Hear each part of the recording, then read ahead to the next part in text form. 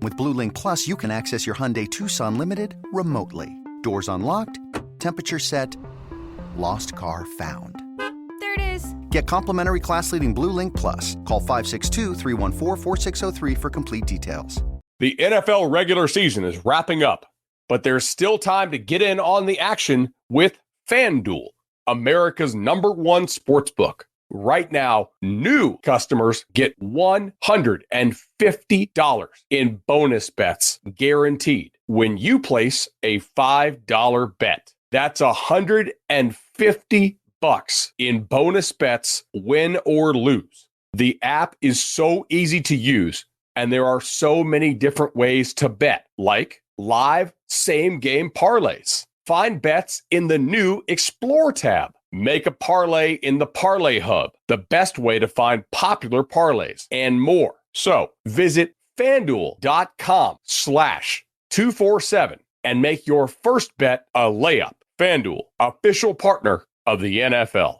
Must be 21 plus and present in Arizona, Colorado, Connecticut, Iowa, Illinois, Indiana, Kansas, Kentucky, Louisiana, permitted parishes only, Massachusetts, Maryland, Michigan, New Jersey, New York, Ohio, Pennsylvania, Tennessee, Virginia, West Virginia, or Wyoming. FanDuel is offering online sports wagering in Kansas under an agreement with Kansas Star Casino, LLC. First online real money wager only. $10 first deposit required. Bonus issued as non-withdrawable bonus bets that expire 7 days after receipt. Restrictions apply. See terms at sportsbook.fanduel.com. Gambling problem? Call 1-800-GAMBLER or visit fanduel.com/RG in Colorado, Iowa, Michigan, New Jersey, Ohio, Pennsylvania, Illinois, Kentucky, Tennessee, and Virginia. Call 1-800-NEXT-STEP or text NEXT-STEP to 53342 in Arizona, 1-888-789-7777, or visit ccpg.org/chat in Connecticut, 1-800-9-WITH-IT in Indiana, 1-800-522-4700, or visit ksgamblinghelp.com in Kansas, 1-877-770-STOP in Louisiana. Visit mdgamblinghelp.org in Maryland. Visit 1-800-GAMBLER.net in West Virginia, or call 1-800-522-4700 in Wyoming. Hope is here. Visit gamblinghelplinema.org or call 800-327-5050 for 24/7 support in Massachusetts, or call 1-877-8-HOPE-NY or text HOPE-NY in New York, or visit oasas.ny.gov/gambling. Standard text messaging rates apply. Sports betting is void in Georgia, Hawaii, Utah, and other states where prohibited.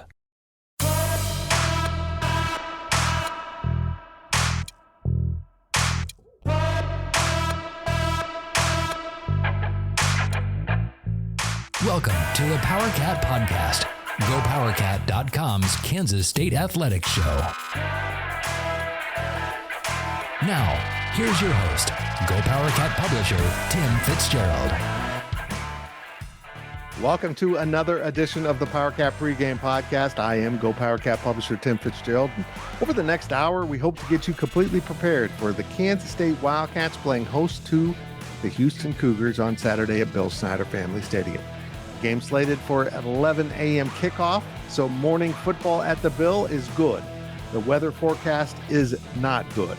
It's supposed to be in the mid-40s with rain possibly during the game, so come prepared with your weather gear if you're coming to the Bill. If you're not, you can find the game in the comfort of your own home on ESPN2. If it rains inside your house, don't blame me. I try to warn you.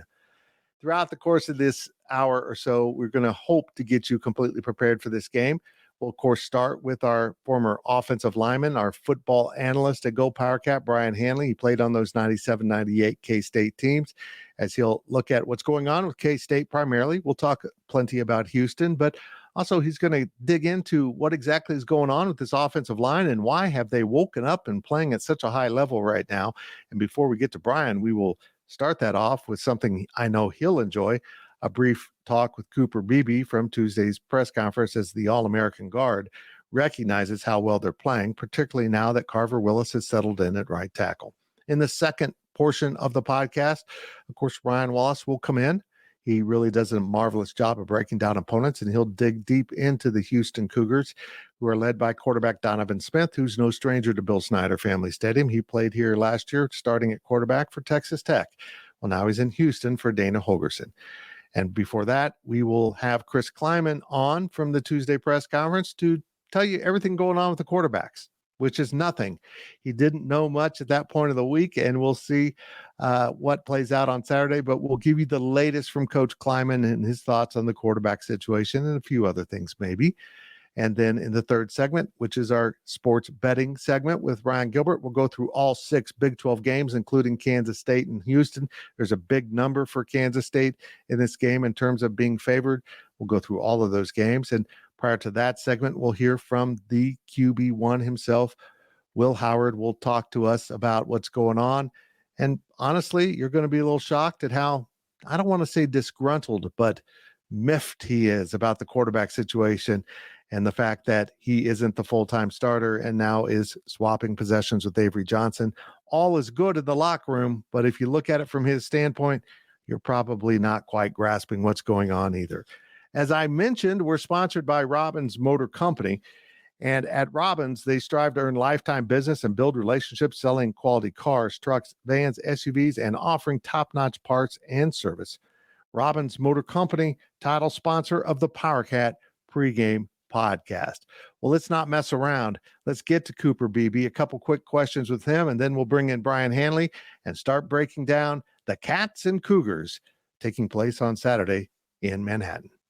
Now that everybody's kind of found their home position, it's a lot easier to build that team chemistry. And I often say, O-line's a game within a game. I don't think people realize, when dudes move around and not at their natural position, how big of an impact that can have on an offensive line. And now that we're all together in our normal spots, we're really clicking together.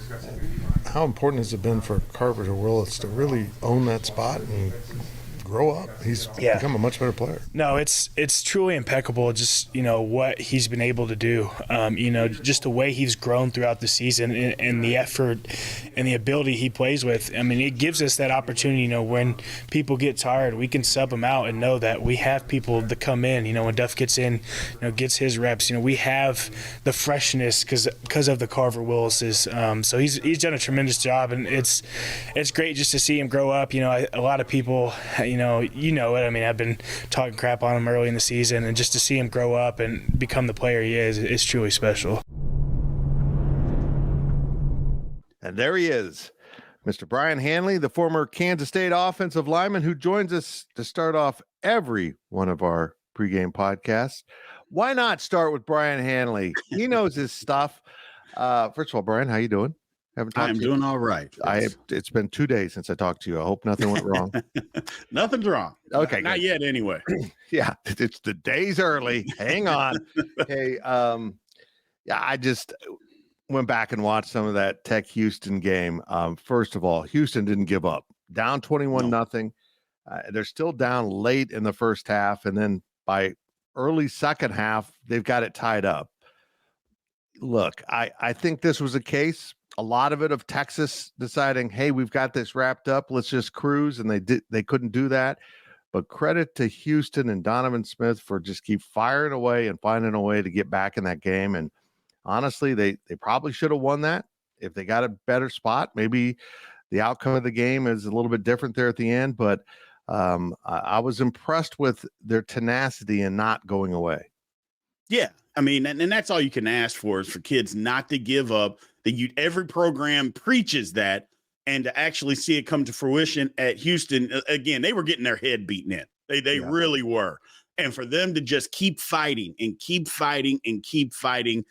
I'm not high on Dana Holgorsen. I'm not that high on him, but at least he's got his kids battling. That's the one thing that you can say. He's got the kids battling. Okay, let's start with Donovan Smith, the former Tech quarterback. He played here in Manhattan last year with Tech and lost to the Wildcats. This guy can make big plays. We just don't know what team he's going to make those plays for. And that's kind of been the knock on him is he can run, he can throw, and he can also throw it to the other team. If he's good, they're dangerous. If he's not, they're fairly feeble. I don't mean to put everything on Donovan Smith, but he seems to be their X factor going both directions. Yeah, he is. He's a dynamic athlete. That's number one. He can throw it around, but just like you said, a lot of times he throws it to the opposite team. So in case they can keep him under control and keep him in the pocket, because I think if he gets outside the pocket, I think that's where he can be the most dangerous.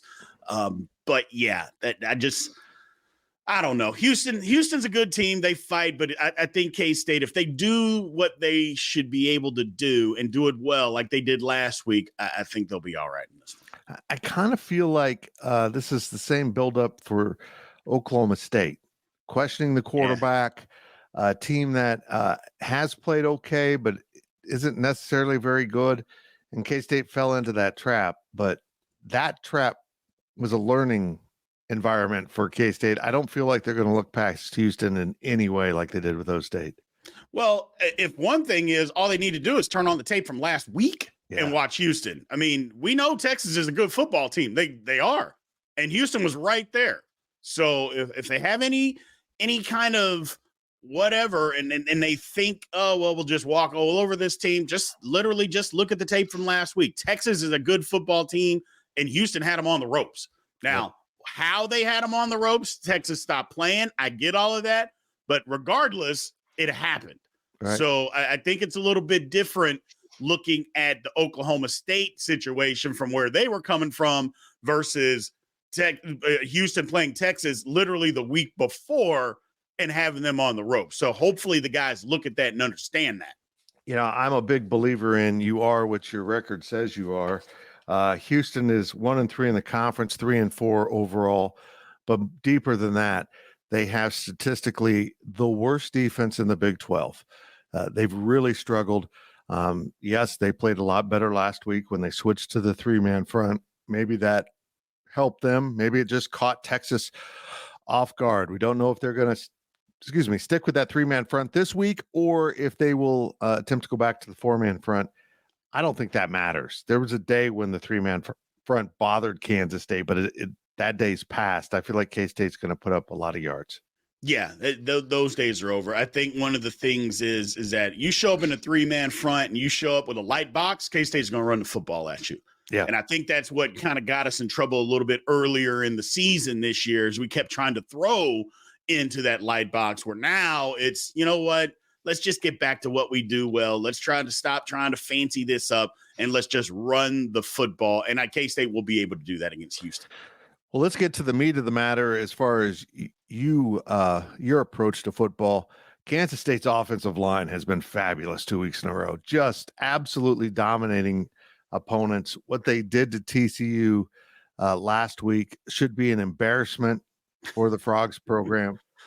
In fact, I don't know if you saw the great quote from Cooper Beebe talking about how down 30 points, the TCU defense was laughing and talking trash. And it's like, it didn't match up at all, but he knew it was just to cover up the fact that they'd been completely humiliated. And that's what a running game will do to you. If you can't stop the run, it is the lowest of lows in football, isn't it? Absolutely. Absolutely. Just takes it right out of you, your team, everything you're trying to do when a football team runs the ball at you and you can't stop it. K-State has been able to do that the last 2 weeks. And that's what we need to do.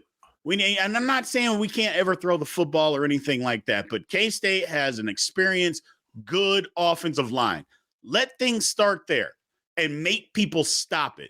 Let's not stop ourselves. And that's what we have done. The coaching staff done a great job the last few weeks is not getting in the way and not letting us stop ourselves from running the football. Just, hey, if you can't stop it, we're going to keep on running it. And I believe K-State will be able to do that again on Saturday.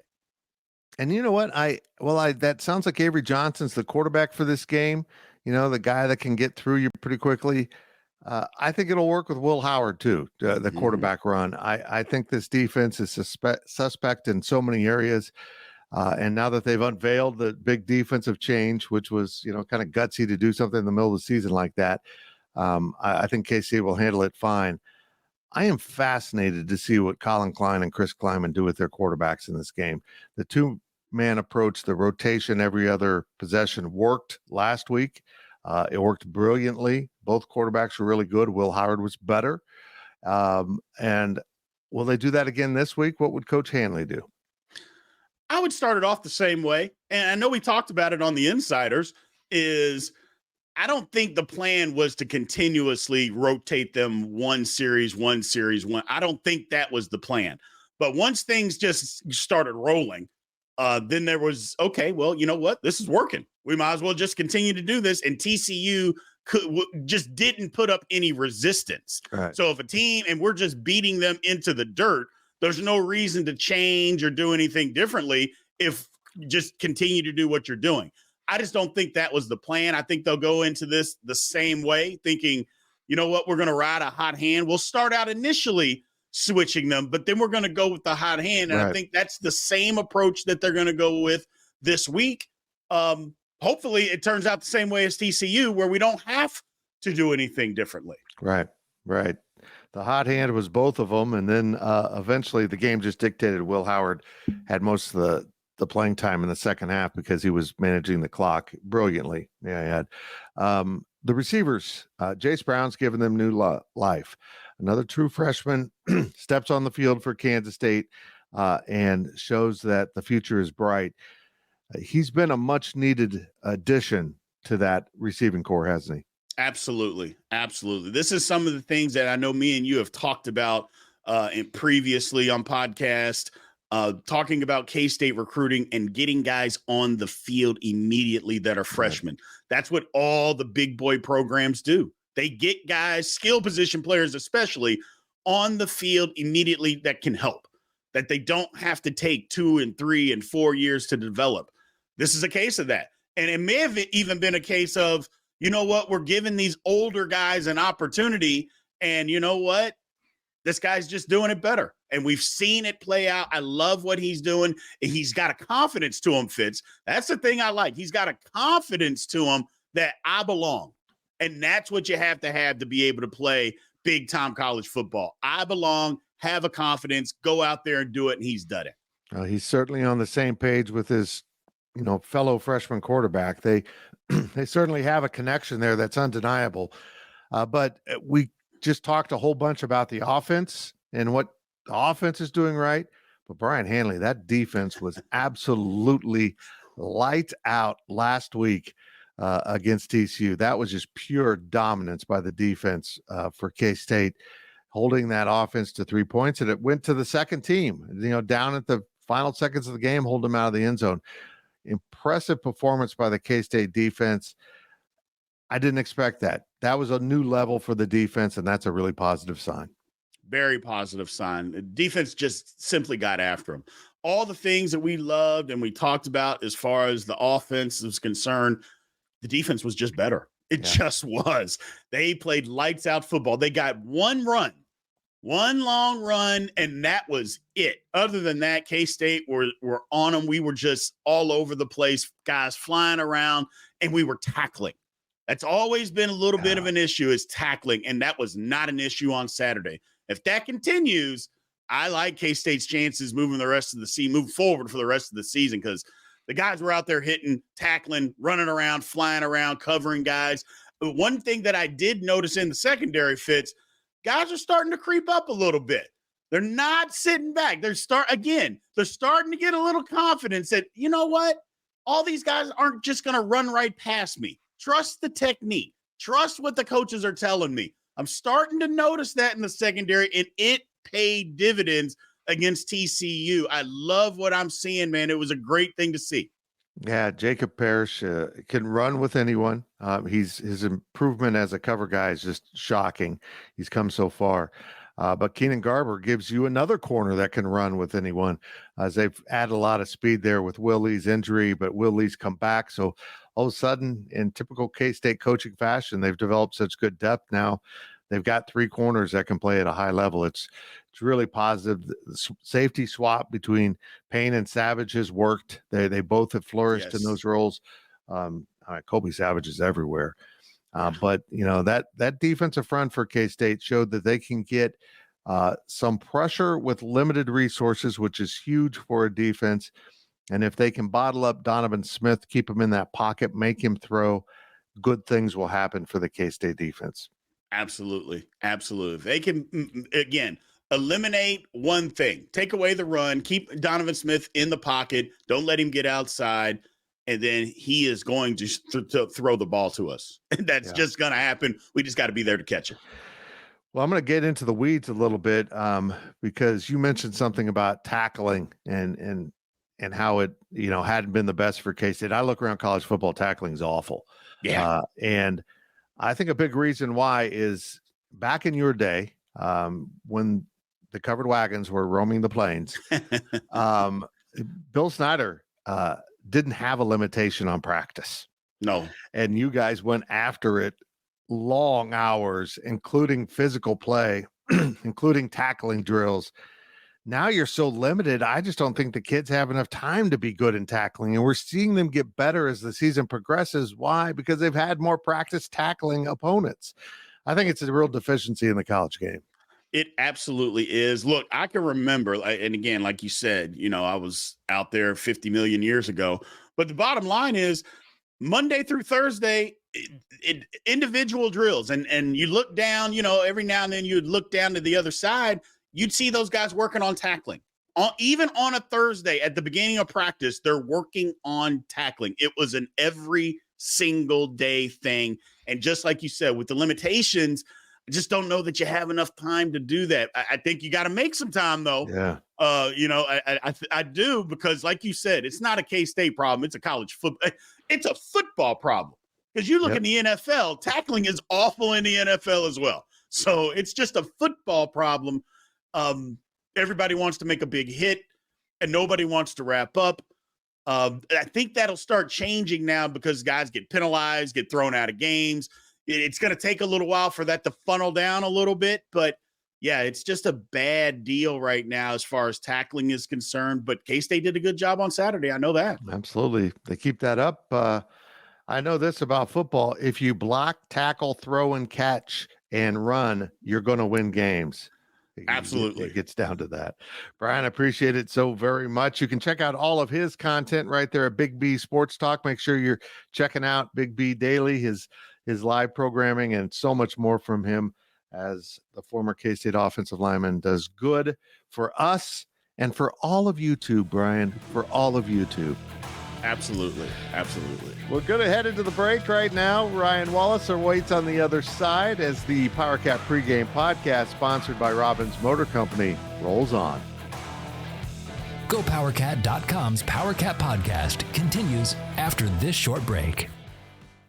Your fever is high and the pressure to log in at work is too. But when you finally decide to take care of you, there's Instacart. Just because that one perfect coworker of yours is attending all meetings, camera on while she's sneezing, coughing, and aching, doesn't mean you have to do the same. Take it from us. Trying to stay on top of things will only get you further behind. Instead, get everything from tissues and teas to cough suppressants and comforting soups delivered through Instacart in as fast as 30 minutes. If anyone needs anything, they can just redirect their questions to that one perfect coworker of yours.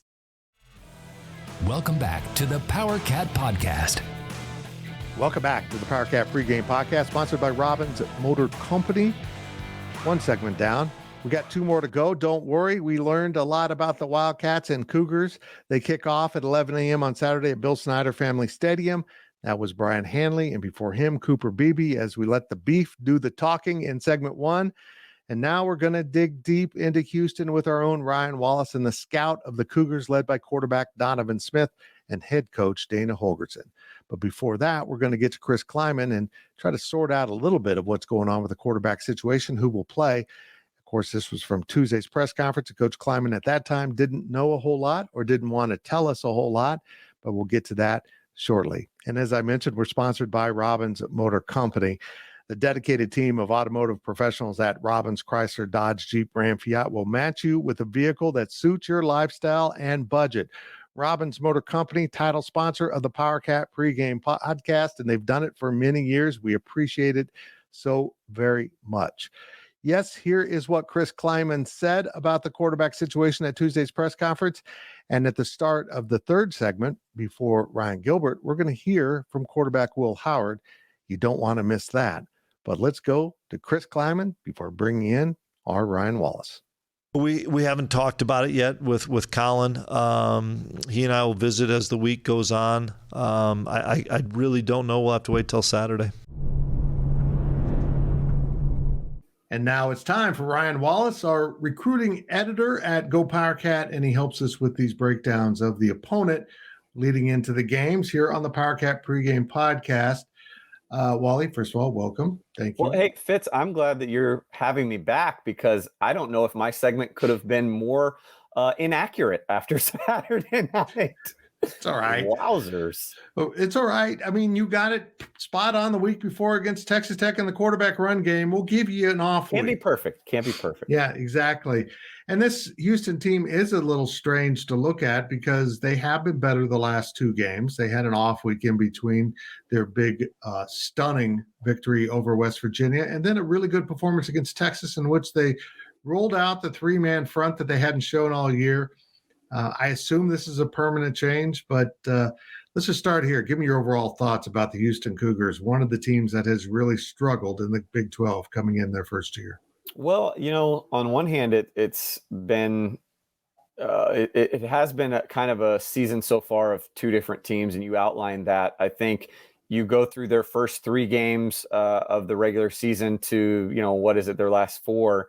They've definitely made some changes. They've been constantly tinkering, it sounds like, from some of the stuff that I gathered from Houston, that whether it's rotations, the offensive line, whether it's what you talked about going into the Texas game and saying, forget the 4-man front, let's go back to the odd man front, which is kind of what Holgorsen and Doug Belk used to work with at West Virginia. So it's not completely foreign to them, might be foreign to some of the players.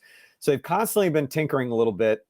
But I think the other thing that we've seen, and you and I have talked about it on other pieces of content that we've had, live streams and whatnot, podcasts, that has proven to be true about Houston is, Fitz, this is a really individually rich group of talent that they have on this roster. We're seeing it from underclassmen. We're seeing it from upperclassmen. They've done a good job getting guys out of the transfer portal that have come in and made an impact. And like I said, they've got some underclassmen that I think are going to prove to be dangerous guys in this league for several years to come.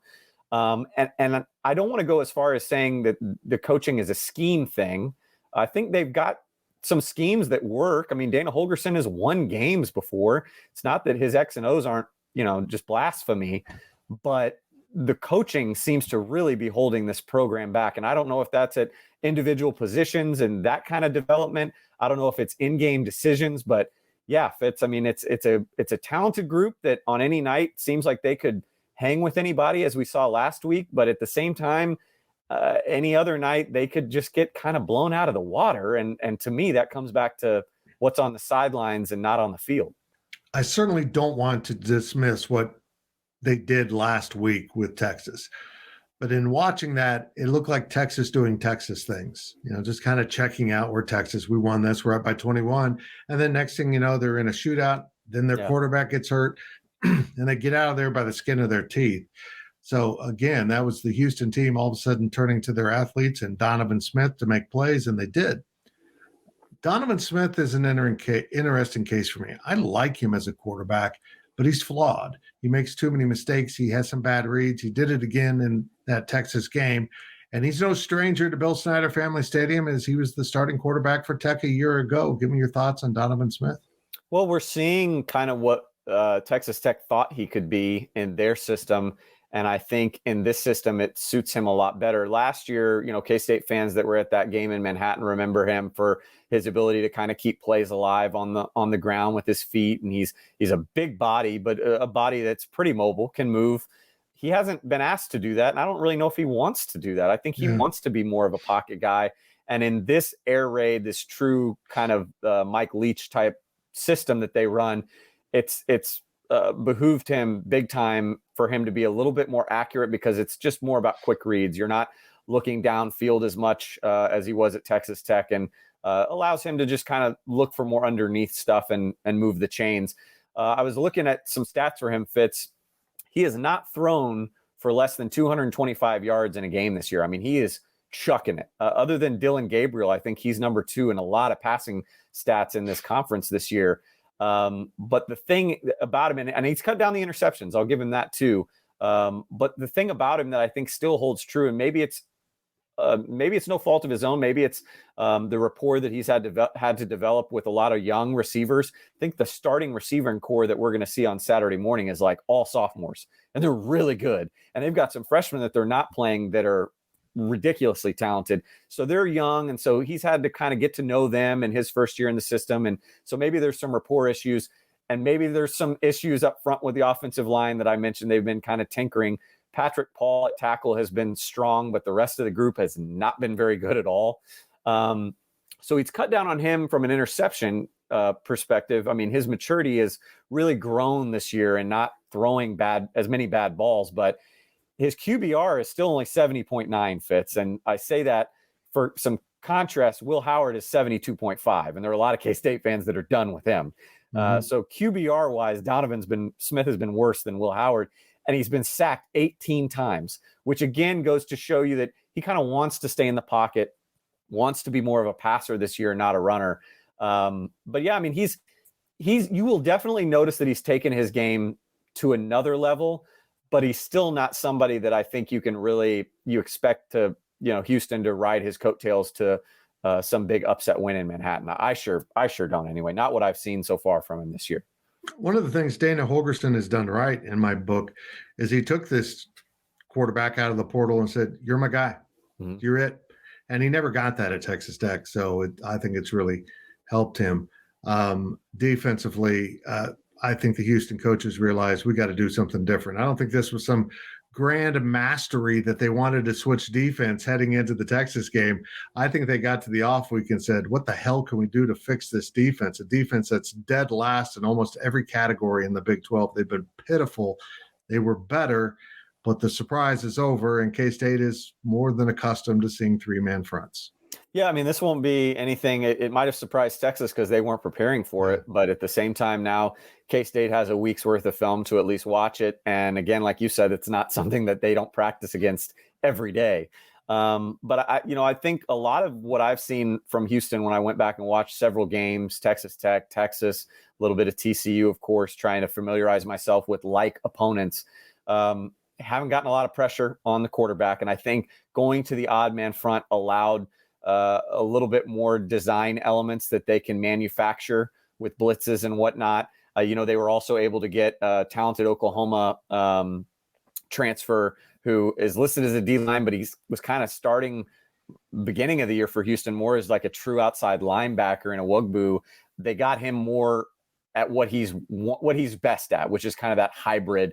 And so pairing him with Caesar gave them their best and most potent pass rush against Texas that they had. So we'll see if that carries over against a really strong offensive line for Kansas State, or at least has been the last two games. But then the other thing, Fitz, like I mentioned, is just the misexecution and assignments. I think it goes back to the secondary, being asked to do a lot early on in the year, where when you don't have a pass rush, that means your secondary's got to cover for longer. And they've gotten beat so many times. With contested catches or just getting flat out beat, but also a lot of hand pointing, you got him. No, you got him. No. And then the guy's wide open. And I think some of that is that's the pro and con of the portal. You get guys individually that are really seasoned, but collectively haven't ever played together. And on offense, we've seen it from Houston a little bit. I think coming into Saturday morning, when I looked at their depth chart, they've got 6 transfers projected to start on offense, and then 6 transfers projected to start on defense. And if I'm correct in this, I think the defensive guys are more transfers within the last offseason. I think some of the transfers on offense were guys that had transferred going back to, the season before. So a lot of that, they do have a guy in AJ Halsey, Fitz, that is a real difference maker at free safety, but he's been asked to do a lot and cover a lot of ground. So, that to me seems to be the area that if I'm K-State, you can take advantage of. And don't get me wrong, a lot of similarities to Texas Tech too. So, this could be another game where, and pardon me if I'm getting ahead of myself with questions that you were going to ask, but might be another game that suits both Will Howard and Avery Johnson. Because like I said, the secondary has been very susceptible to the passing attack. That seems to fit with what Will Howard wants to do and his strengths so far. But then like we saw against Texas Tech, when they have gotten a pass rush, it's like they just completely leave massive lanes open for a guy like Avery Johnson to run through. So I think it could be a really well-balanced attack for K-State on Saturday morning. Man, you just lead me right into my topics. I did it, didn't I? Yep. We opened this segment with some sound from Chris Kleiman talking about his quarterbacks. After this segment, leading into Ryan Gilbert, we're going to hear from Will Howard, and you'll pick up some of his displeasure about having to share his duties with this young blonde-haired upstart who he likes a lot, but still, he's the senior he'd like to start. I think his quote was, "It is what it is." And when they say that, they're not happy. But give me your thoughts on the quarterback situation and, what is appropriate for this game against the Houston Cougars. Well, I thought what you guys outlined in this week's Powercat podcast was very accurate, and I fall in the same boat. I think maybe I'm more pro in the pro camp of that these two can coexist for maybe a little bit longer than what people think. And again, I think part of that is just what I've outlined in the past, which is even though Will Howard is probably displeased probably at himself more than anybody, and he's a natural competitor and wants the job to be his, at the same time, I don't get the sense that this is your typical quarterback carousel where they're both jockeying for position, because again, I think the trajectory of both of their careers are staggered in a sense where they're not a huge threat to the other. I think Avery Johnson knows that he's going to have his chance. He's just happy to get a shot as a true freshman. And I think Will Howard knows, look, I don't have to compete with this guy for very much longer if I don't want to. If I want to, it can be done after this year. And so it's in that sense, I don't think it's as head to head as maybe we've seen in the past.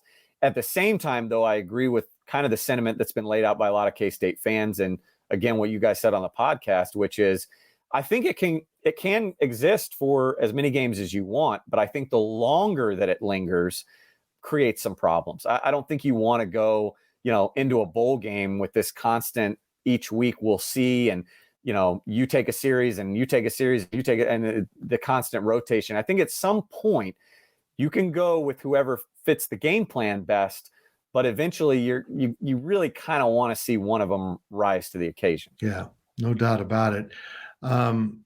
This game is interesting for me because we talk so much about these quarterbacks, and yet it's really been the defense and offensive line who have been the stars of the game. Oh. Last week, certainly, but the last two games, the offensive line has just been absolutely dominant. My daily delivery on Wednesday was about the progression of a certain right tackle that I was pretty critical of earlier in the year. Hey, me too. But this line's really clicked. And I think as long as you're dominating the line of scrimmage, and Carver Willis has been a big part of that at right tackle, he certainly was against TCU. He was really good. You're going to win games. You win that line of scrimmage consistently on both sides of the ball, you're going to be a really good football team. And that's kind of what is really going on with K-State right now. They're winning the point of attack. I'm glad you brought up Carver Willis, because I was going to say something if you hadn't, which, I mean, the progression that he's made is incredible, beyond commendable. So kudos to him. Kudos to the entire line for, really getting a kick in the butt after Oklahoma State and taking it to heart. And I think that the defensive line has slowly kind of found their rhythm as well, despite not having some guys that you would expect them to have, at linebacker playing behind him. I think sometimes it would be easy for you to start to adjust how you play, knowing that somebody might not be behind you to fill properly or whatever. And we haven't seen them do that. I think they've continued to play with the same confidence with Daniel Green behind him as they have when it's Ostromain or Bo Palmer. So kudos to the defensive line as well. And Fitz, I think this is where this game will be truly decided and potentially decided early. I already mentioned that Houston's kind of had their problems up front, had a little bit of a better showing, as good a showing as you can really against Texas. And they've continued to tinker with the O-line, but pass protection has been poor. Run blocking hasn't been great. I will say, Fitz, if you look at the stats, that's one area that I think Houston has made a big change at, is in the ground game. And again, it's hard to decipher whether that's because the passing game is starting to open up a little bit more, because the offensive line for Houston is blocking a little bit better. But their first three games, you combine their yards per carry, and they were averaging 3.0. So 3 yards per carry in those first three games. In the next three games prior to last week against Texas, you can throw that one out. Nobody's been able to run on Texas, almost 5 yards per carry. So they have been a little bit better there, but it's not something, again, that falls into K-State's strength as a defense. And again, I think everything that K-State wants to do on offense falls into a weakness for Houston defensively. Because again, I think it's going to start on the ground. If you're a betting guy, I would bet huge on Trayshawn Ward and DJ Giddens in this game, because I just think Houston has not shown the ability to slow down many rushing attacks this season. And beyond that, when you've got a good ground game, you can start to hit some things through the air. They've got Jace Brown going now and all that. So yeah, I like K-State's trenches in this game. And I think that's ultimately what will decide potentially maybe how lopsided this becomes, Fitz. I agree. Carver Willis gets the shout out on the offensive side of the ball for stepping up. Jake Clifton on the defensive side of the ball slides into that middle linebacker spot, plays outstanding. He played a little bit of it earlier in the season after the Daniel Green injury. He came back from his own injury maybe a little too soon. Didn't look comfortable or good in that role. He looked fantastic on Saturday. I think even when Austin Romaine is ready to come back, he will probably be the backup at that spot so that Jake Clifton can move over and back up the other spots like he wanted, which is his strength. He can play all three spots. But you got to have him in the middle. You just, from now on, you got to have him in the middle based on what I saw Saturday. He was fantastic. Yeah, I mean, the other thing about Jake that I like that balances out that particular unit and also the defense is his ability to cover too. That's not a strong suit of Austin Romaine's. I mean, he's a thumper. He's a between the tackles, see ball, get ball. And I think the same could be said about Bo Palmer as well, who we start to see them, rotate him in a little bit these last couple of weeks. But I'm with you. I mean, Jake Clifton is a guy, we heard about it all offseason, how vital. I mean, Chris Kleiman and Joe Kleiman were talking about him, even taking some snaps at safety just because he's A, that athletic to do it, but also B, gives another guy in that defense more knowledge of the system as a whole and beyond his one position.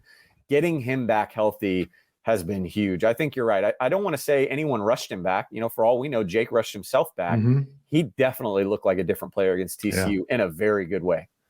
I love it. When I asked him what's his favorite position to play, he said, play. I want to play. I mean, I don't care. I'll play all three linebacker spots. I don't have a preference. I want to be on the field. He's a football player. You put me at quarterback, I'll do my best, coach, and I just appreciate that so much. This should be a game K-State dominates, but so was the Oklahoma State game, and it didn't work out that way. Any red flags about this game for you? I mean, the one red flag that I will say about Houston is that, they start slow, but they finish. I mean, this is a team that does not give up. And we've seen it all year long. They've won some close ones, but they've also gotten hit a little bit too hard in the mouth early on. And to me, that's where I think this gets away from Houston. I know there's been a lot of chatter about, K-State having to make that adjustment coming off night games to a morning kick. And I think maybe that would hold more sentiment with me if it was a road game, but it's at home. Chris Kleiman and K-State have been so good over the course of his tenure in these early kickoffs. Houston fits in a weird scheduling deal, has not left the state of Texas yet this season. They've played one game out of the city of Houston, one, and it was in Lubbock because their non-com game was Rice, which is right down the street from them. So you couple that element of their schedule with the fact that they, put so much into the Texas game and had it taken away from them in an unfortunate way. If you go back and watch kind of what that first down call that wasn't right. Shame for the Cougars, but might benefit the Big 12 in the college football playoff. So we'll see. But yeah, I mean, to me, I just think there's too much riding against Houston. It's too much of an adjustment for them to make. And I mentioned the slow starts too for them. And to me, this is a green flag, I guess, if you're K-State. They've been consistently slow over the course of Holgerson's tenure there, but also this year, they've been outscored Fitz in the first quarter, 80-41. Teams come out and they jump on them. And I think that's the difference between a Texas and a K-State. We saw Texas come out like gangbusters last week, and they got confident and they got comfortable. K-State, with what's happened to them this season, I think they know that one game, one series, it's done for them. They still have that light at the end of the tunnel, but if they take the foot off the gas, that glimmer is gone. I don't think you'll see that from them, especially in a game against, knowing that Texas is looming for them, knowing that it's homecoming, knowing that they're kind of finding their rhythm and everything. I think this is a game that we'll see K-State get out in front.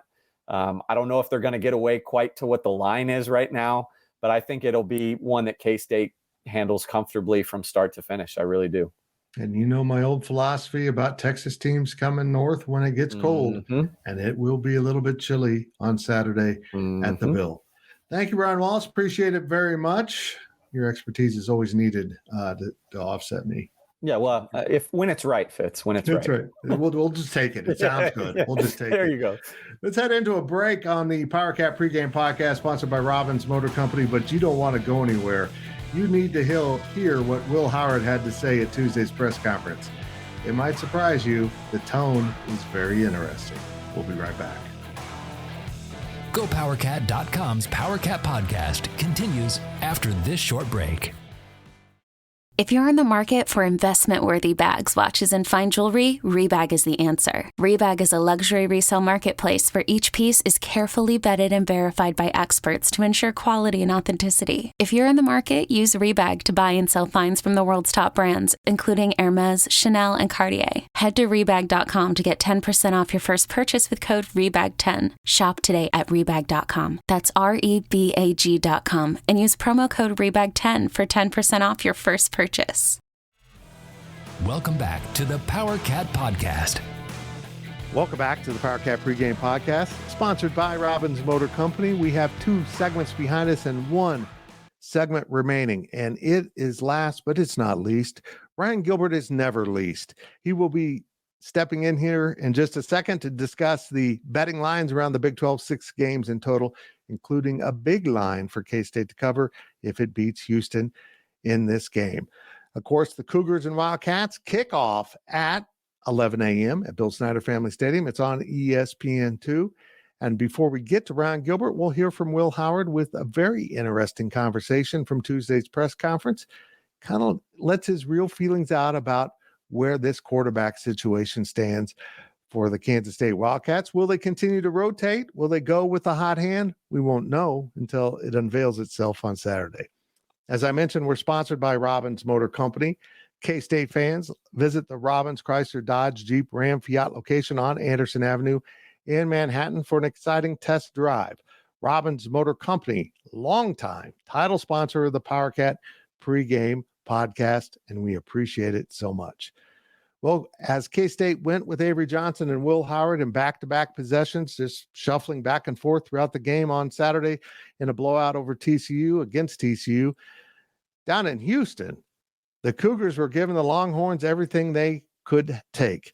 And after falling behind 21-0, Houston ended up losing in a nail-biter 31-24. But the quarterback situation at K-State remains the headline.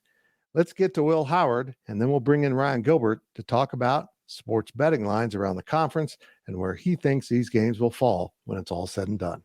Here's QB1. How much did your situation with Adrian last year kind of prepare you for this year when you were almost kind of on the flip side of that? Yeah, it's, obviously it is what it is. And I guess I feel like I've been in this situation quite a few times now. And, I just have learned to, deal with it and understand that, I gotta take care of the team first, and that's kind of who I am. So, I think, Avery's got a really bright future, and anything I can do to help that kid, I'm going to do. Did you see the quarterback ratings from the weekend? I heard something. Yeah, I did. That's cool. That's really cool. Yeah. It's crazy, though, how does that affect your rhythm? I mean, you're used to going out. Quarterbacks go out every series. It's got to be totally weird. It's different, but it's not up to me. So, it is what it is. Got to control what you can control, right? I'm curious. Are you fresher in the fourth after only playing half the series? I guess you could say that. You could also say that you're not getting as many plays, so you're not in a rhythm. So, there's different ways of looking at it. I don't know. I mean, it worked last game, so. And now we do bring in Ryan Gilbert to talk about the sports betting lines around the 6 games taking place in the Big 12. No outsiders this week, Brian. I decided we're sticking with family this week. It's all Big 12 games, man.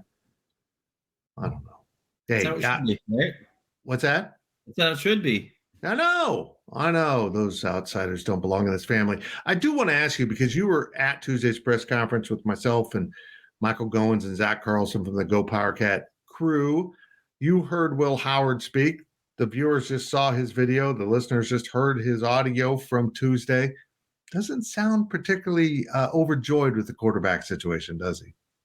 Yeah, I don't blame him. I'd be the same. I know. I would share the same feeling if I was in that situation. But yeah, he's definitely been short. I think we were joking that this might have been the last time we see him all year for a midweek press conference. But he seemed short. He seemed ticked off. But maybe this gives him a chip on his shoulder to play even harder. But on the flip side, maybe this is an issue that creates a distraction. We'll have to see what happens on Saturday. But I mentioned this on the Questions podcast that dropped on Wednesday.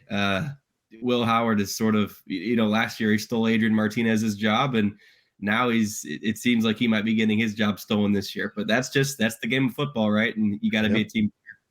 Well, it'll be fascinating to see how Coach Kleiman and Coach Klein handle the quarterbacks. But for now, we're going to handle the sports gambling, betting, deviant stuff, the portion of the show. West Virginia goes to UCF as a 6.5-point underdog.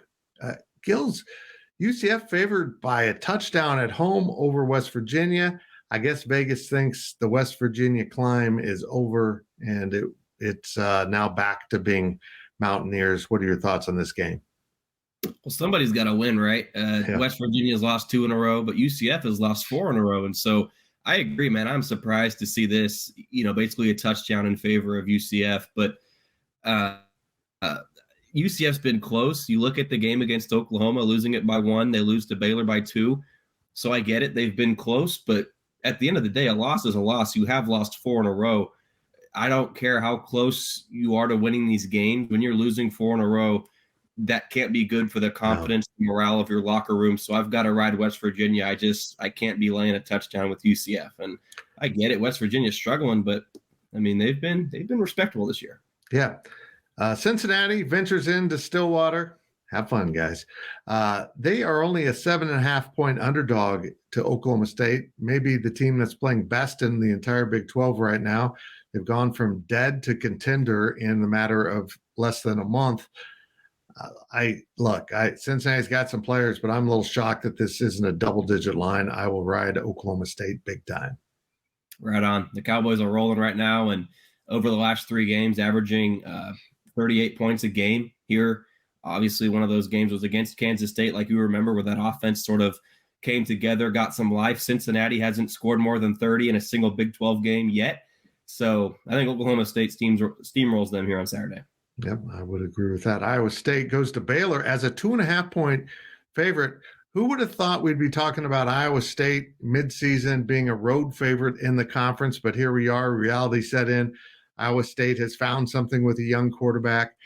Baylor has been better on the road at home than at home. Figure that one out. I can't understand it. I can't even say it right. It's the Big 12 for you. I know. Iowa State, do they win by a field goal or more in Waco? So you look at Iowa State and Baylor. Both teams are coming off of games against Cincinnati on the road. Obviously, Iowa State's coming off of a bye. So Iowa State won that game by 20 on October 14th. Baylor won that game by just 3 points last weekend. So I hate to bring this up, but you look at just the way these two teams played against Cincinnati, which I know isn't the end-all be-all, but clearly Iowa State was the better team. They're coming off of a bye week. You mentioned Baylor's struggles right at home, so I'll take the road favorite here with the Cyclones. Okay, so Texas was a 24-point favorite last weekend at Houston and hung on for dear life and lost Quinn Ewers, their starting quarterback, for at least a couple weeks. I think we'll see the backup here next week in Austin when K-State heads down that way. But BYU's up first in Austin. They are a 17.5-point road dog. I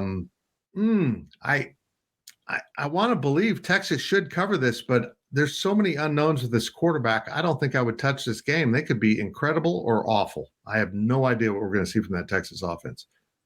Yeah, you first look at this line, and we'll touch on K-State here in a moment, but for Texas to be favored by the same amount of points that Kansas State is against Houston, I mean, that's crazy. But the more you look at it, though, obviously the quarterback situation, Texas's struggles last weekend against Houston, I get the line, but I pulled up ESPN's win probability. They got it at like 95% for Texas, which is just crazy. I don't know if that factors in the quarterback stuff, but I also don't know what this line opened as. I wish I would have looked here before, but you have to assume that it was more than 17 points before that game against Houston last weekend. So I still do like Texas here. Obviously, I think a good comparison is the 49ers in the NFL. They've got Brock Purdy, a guy that we know from the Big 12, who's really not that great of a quarterback, but you look at the weapons that are surrounding him, it doesn't maybe matter who plays quarterback when you have a bunch of 5-stars on your roster. Yeah. I think Texas gets by BYU easily in this game, but without a quarterback, who knows? Yep, we will find out what they're made of, and it'll help us preview next week's game when that comes up. This is the biggest game in the Big 12, and I don't think it's even close. OU is a 10-point favorite in Lawrence. It doesn't sound like Jalen Daniels will be back. Might be done for the year. A lot of rumors coming out of Lawrence about what's going on with him, and it's not back related. I can tell you that. Oklahoma limps in after barely getting by last week against UCF. Look, I think Oklahoma's good. I just don't think they're awesome. But do they win by more than 10 points in Lawrence? I suspect they don't. I just have a feeling KU's got something up their sleeve. Lance Leipold's too good to get smoked by double digits in this game, I think. If you're a K-State fan, who would have thought you'd be cheered for the Jayhawks in this game, right? Just in terms of what it means for the Big 12 race and where K-State stands. Obviously, you want to see Oklahoma lose, but Oklahoma's won 18 in a row against KU, and that's obviously no surprise with how these two programs have played, but it's hard to see KU pulling off the upset. I would lean Oklahoma in this game, but just off the top of my head, you've got a few recent games where KU was able to give Oklahoma a run for its money, especially the last 3, 4, 5 years when KU start to develop the decent football program, right? So Oklahoma here is probably going to win this game, but the question is, can KU keep it close? I don't have a really good feel for this game. Yeah, it's a hard one to figure out because of the quarterback situation in Lawrence and how that'll affect them against a really good Oklahoma team. Houston comes to Kansas State, comes to the Bills, 17.5-point underdog, like you mentioned, the same line as BYU's got at Texas. K-State played incredible football last weekend. Doesn't mean much in the Big 12 how 1 week translates to another, and that might hold true for Houston that played really well against Texas. I still think K-State covers this. I think K-State's got something to prove. I'll disagree with you, Fitz. Yep. Obviously, K-State's still got something to prove, but I like Houston to keep this game close. There's a couple reasons why. Obviously, the weather on Saturday I don't think is going to favor a real blowout in favor of the Wildcats. Also, you look at the quarterback situation. If K-State gets up, 3 or 4 scores, maybe they put in not only the backups, but you put in Avery or Will, whoever that may be. And I don't know what I'm trying to get at here. I don't know if that really makes sense, Fitz, but I just don't see K-State going out and putting their foot on the gas for a full 60 minutes if it gets a lead. When you look at the game next week with Texas, right? Yeah. I think you want to save some stuff. Don't have everything on tape, especially with Avery Johnson. I guess that's kind of what I'm getting at is if Avery's that guy to play in the second half, you're not going to see them going 100%, in my opinion. So the weather, you got that situation. Houston's passing attack is lethal. Now every other aspect of Houston's, rushing attack, rush defense, pass defense, K-State clearly has the nod there in all those categories. But I think Houston's got the firepower offensively to keep this game relatively close. And I'm not calling the upset, anything like that, but 17 points is a lot when we talk about that Texas game. For K-State to have the same spread as Texas, I mean, both teams are at home. That's a lot of points, man. So I'm going to lean Houston here to cover. Clearly, Chris Kleiman, we spoke to him on Tuesday. He was very complimentary of Houston's quarterback, Donovan Smith, and I get it. The rest of Houston's team doesn't have much to scare you, but if this does turn into a shootout, which I guess I don't think it will because of the weather and stuff like that, but if it does, obviously that's going to favor an opportunity for Houston to cover. If there's a lot of points, if there's not a lot of points, that favors Houston as well. If it's, a game like 27-13. That's going to be a cover for the Cougars. He is Ryan Gilbert. He handles our sports betting angles at GoPowercat. And by the way, these lines were from FanDuel. I found out that we're no longer affiliated with Caesars. We can use the sports book I use now. Right. That's nice. Very good, Gills. Thank you so much. Thank you, Ryan Gilbert. Much appreciated. And that brings us almost to the close of this edition of the Powercat Pregame Podcast, sponsored by Robbins Motor Company. Hopefully I didn't have any audio issues throughout the show, but the audio has been cutting in and out on me, and we'll see how it goes when I get to production.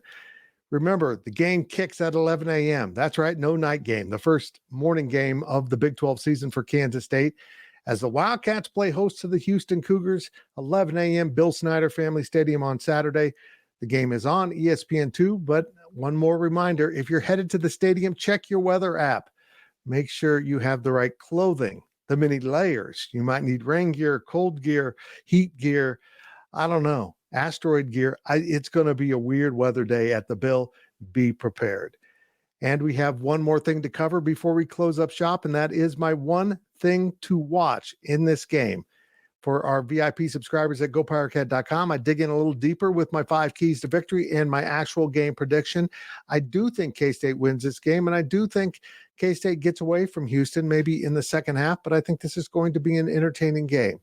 And it comes down to Kansas State's ability to pressure and make uncomfortable quarterback Donovan Smith. I know you want to talk about Kansas State's quarterbacks and what happens there. That will take care of itself. Someone is going to take control of the quarterback situation in this game and play most of the second half. That's my belief. They'll rotate quarterbacks until it's obvious either Will Howard or Avery Johnson has to go.